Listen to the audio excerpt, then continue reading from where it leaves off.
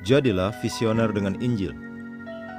Dengan jalan itu aku telah merintis pemberitaan Injil tentang Yesus sepanjang jalan dari Yerusalem jauh ke barat laut Yunani. Ini semua adalah pekerjaan perintis, membawa Injil hanya ke tempat-tempat di mana Yesus belum dikenal dan disembah. Roma 15 ayat 19-20. Paulus adalah seorang perintis, rasul visioner. Apa yang kita baca pada ayat pembuka di atas mengungkapkan pola pikir dan semangatnya untuk membagikan dan memberitakan Injil di tempat-tempat di mana Kristus belum dikenal. Dia berada di barisan depan dalam membawa Injil yang mulia kepada jiwa-jiwa baru yang belum bertobat. Bacalah ayat pembuka yang sama dalam Alkitab versi Amplified. Dikatakan, jadi ambisiku adalah untuk memberitakan Injil, bukan di mana nama Kristus telah dikenal. Jangan sampai aku membangun di atas dasar orang lain.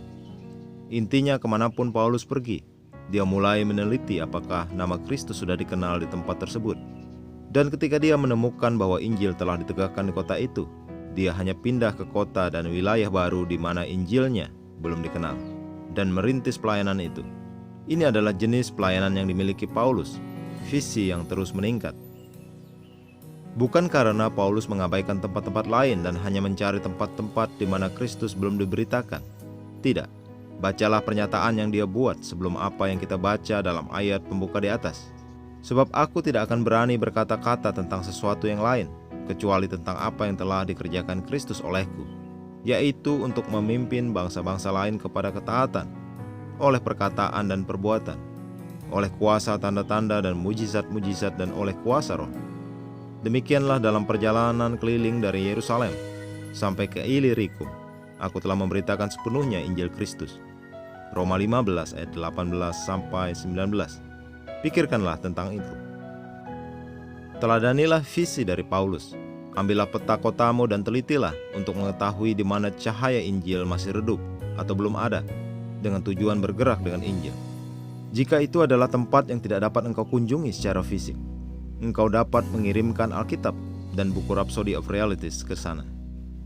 Injil kerajaan ini akan diberitakan di seluruh dunia sebagai kesaksian bagi semua bangsa, dan kemudian akhir dari semua itu datang. Matius 24 ayat 14. Itulah perkataan Yesus. Ini harus menjadi bagian dari kepribadianmu. Bersemangatlah untuk menyebarkan pesan Injil, tidak hanya di daerah-daerah jangkauanmu, tetapi juga ke daerah-daerah di luar sana. Rintislah komunitas sel, persekutuan dan gereja baru di tempat-tempat di mana engkau sadar bahwa Injil belum masuk ke tempat itu. Jika engkau seorang pendeta atau pemimpin sel, bersatulah dengan perbedaan. Jadilah pemimpin yang visioner.